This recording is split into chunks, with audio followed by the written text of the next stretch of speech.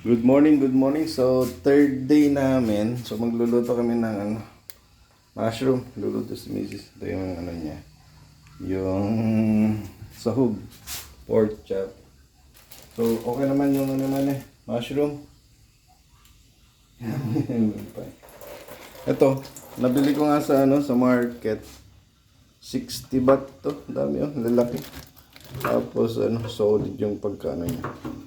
So dito na muna kami kakain sa bahay. Ito yung breakfast namin. So sige, kita-kita ulit mamaya.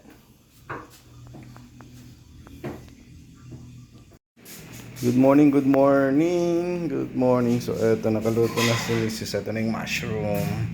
Then nag-fried rice kami yung natirang kanin kahapon. So kakain na muna. Kita-kita ulit mamaya sa labas. And sige, ito kanya-kanya ng sandok ng mushroom. Yan, nilagyan natin yung ulam natin. At napaka healthy food ang mushroom. May may liampo na sahog siya. And ayan, si Margaret kumakain na sila, misis yan. Nakaupo na si Bunso, kumakain na sila. And habang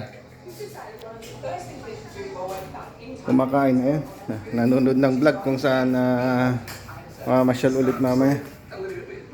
So sige, kita-kita ulit mamaya. Kakain na. Upo ako dito sa may bangko. Bangko rito